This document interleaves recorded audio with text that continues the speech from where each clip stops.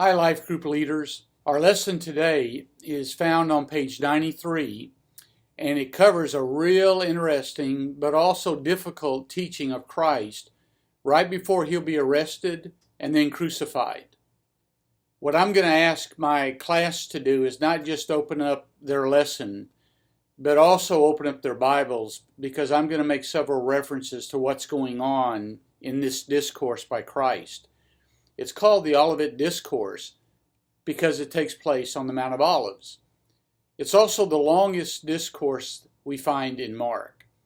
Now, what makes it challenging is that it's hard to decide if Jesus is referring to actual events that happened in history, or is he talking prophetically about events that are yet to be, even for us? You find good scholars saying it's all about events that have already happened. Some say it's about events that are about to happen. And then you have some saying it's a little bit of both. And I'm certainly not a scholar, but I think Jesus is referring to things that would happen in the close future, but then also in the larger future. It is fun to discuss texts like this. It's actually been fun to debate what Jesus is trying to teach his disciples at the end of his life on earth. But if we're not careful, we will miss what I think is the larger meaning of Christ's purpose. And our lesson text draws us to this purpose. Let me take a moment to mention some of the discussion points. Now, there's no doubt that Jesus is pointing to signs of events that will happen after he leaves. For example, the Roman general, who will later become emperor, Titus, came into Jerusalem and destroyed the temple in AD 70. And it's been estimated that close to 1 million Jews were killed. This is called the abomination of desolation that is referred to in verse 14. And so that is an actual historical event. Yet when we read the discourse, we find up to 4 warnings about events that may include actual history as well as end times. These are the events that some feel are referring to the return of the Lord. And so frankly, it's hard to discern. And if you get too overboard, it's easy to miss what I think Jesus wants his disciples to get, including us. For example, in looking at the complete discourse, we find 4 major warnings. Verse 5, Jesus says, don't let anyone mislead you. Verse 9, be on your guard. Verse 23, take heed. Verse 33, take heed. Actually, to that word, take heed, which we'll come back to, is used 4 times. Now, the question is, what do we do with these warnings, and what do the warnings refer to? His disciples back then, or to us prophetically? And my answer is yes. I think to all of us. And throughout the discourse, there are some statements that are challenging to us. For example, verse 10. Read verse 10. Does it refer to their timeline, or the timeline right before Jesus comes back again? To everyone must hear the gospel. Every tribe and tongue must hear the gospel before Jesus comes. Years ago, we had a president of the International Board of the Southern Baptist Convention. His name was Jerry Rankin. And Jerry Rankin was under the opinion that Jesus would not come until every tribe had the opportunity to hear the gospel at least one time. And so his goal as president was to get as many missionaries and as many churches involved in the remotest areas of the world so that everybody would hear the gospel at least once, so that Jesus would come. Now, his intentions were good, and I salute that, because that's what we're supposed to be, missionary people. But I'm not so sure that that's exactly what verse 10 is referring to. Then we have verse 27 and 28. Here the fig tree, in last week's lesson mentioned the fig tree. Well, here the fig tree is a reference to summer coming, which is a reference to Christ coming which is a reference to the hope that we have as believers. In other words, the end of the world is actually the beginning for believers. I think it would be well for you to read the entire discourse before you plan out your lesson. Perhaps even go to Matthew chapter 24 and 25 and read all of that, because the discourse is just fascinating. So the question again is, what can we grab hold of with our lesson text, and how can we apply it? Well, here's kind of the summary, I think, for me on this discourse.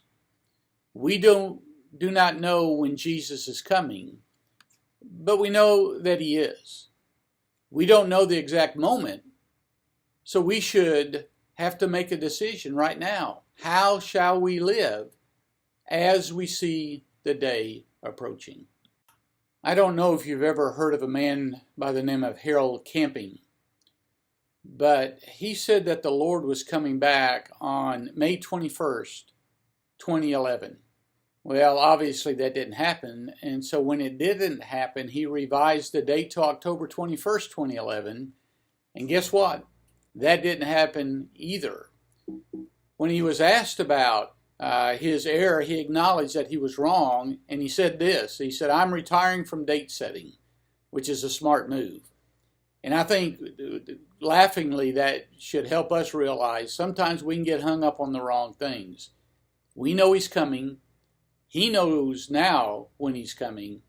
Let's try to live as we await his return. So here's what I want my class to get. I want them to be able to discern rightly and distinguish rightly between that which is eternal, yet to come, and that which is temporal, right now. In other words, I want them to distinguish between what is the immediate, right in front of our eyes, and that which is the ultimate, which is greater in significance. Verse 29 says he is near. He's right at the door. We should live that way. Verse 31 says heaven and earth will go poof. But God's word is eternal. And so that's going to be kind of the theme of my lesson. Now, where I'm going to camp out before I dismiss them to their tables for discussion is I'm going to concentrate on the word alert, because we see it used at 4 different times at the end of this discourse. It's used in verse 33, used in verse 34, verse 35, and verse 37. However, Jesus uses 2 different words. In verse 33, it means to take heed, to keep on the alert. And it's kind of used in a negative connotation. Jesus is saying, don't get sleepy. Don't get dull. However, in verse 34, verse 35, and verse 37, he says, be on the alert. And he uses it with a positive connotation, saying basically, stay awake, be vigilant, always be watching, which means always be discerning or understanding what is going on and what is most important. Now, why would Jesus, at the end of his life, challenge his disciples? That means us, hopefully we're disciples, 4 times with 2 different words, telling us to be sharp, to be on the alert, not to become spiritually dull. Well, I think the answer is because spiritual dullness is dangerous. And spiritual dullness is progressive. In other words, it is increasingly more and more harmful to believers. I'm going to give my class 3 statements, and you may want to use these for yours. When spiritual dullness sets in, our perception becomes blurred. And what I mean by that is your focus gets blurred from what is the ultimate. And what is the ultimate? To love the Lord God with all of your heart and all of your mind and all of your soul and all of your might, with everything that you have, God's glory in your life is the ultimate. But sometimes when we become spiritually dull, we lose a little bit of our vision. I don't know if you have this problem or not, but me, as I get older, sometimes when I have to take some medicine, my eyesight is not as sharp. Or sometimes I find myself reading on my iPad at night, and I find myself reading too long without looking up. And when I take a break and look up, things are blurry. And when my perception gets blurred, I just can't see as good. And of course, that's a physical thing, but I also think there's a spiritual application here. Spiritual dullness, first of all, means that our perception becomes blurred. The second thing it means is that our priorities become distracted. Spiritual dullness distracts us from the main thing. And frankly, it's always hard for believers to keep the main thing the main thing. That's because even though we have been forgiven of our sin and we're part of God's forever family, the flesh is still there. Old Tom is still there. It causes us misery. Sin keeps pushing us away from what really matters. Now, you may not want to use the word flesh. I like to use that word flesh because I know it means Tom. But you may want to refer to it as the old sin nature that keeps creeping up on you and messing you up. And so when spiritual dullness sets in, we become distracted of what our calling is and what's most important. And then number three, when spiritual dullness sets in, our pathway becomes misdirected. We lose our spiritual vision. We make bad decisions. And we cause pain to others. And we get pain also.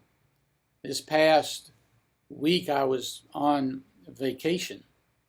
And I brought our boat in to put it on the trailer. And as I was hooking up the boat, I was stepping off the front of the boat.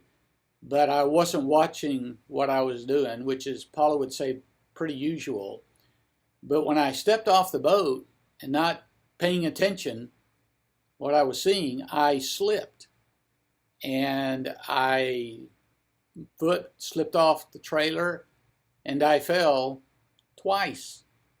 Paul thought I was dead. And I'm not going to show you pictures, but you ought to see my body. You ought to see the bruises. It left some marks. And so I think what we can gather from this, I think a wonderful lesson, although challenging, and the text is challenging, is that we have to guard against spiritual dullness. Because when we become spiritually dull, our vision gets blurred. Our priorities become distracted. And then our path of life becomes misdirected. I love Proverbs 3, 5, and 6. Trust in the Lord with all of your heart. Lean not to your own understandings. In all your ways acknowledge him. And then the writer says, he will make your paths straight.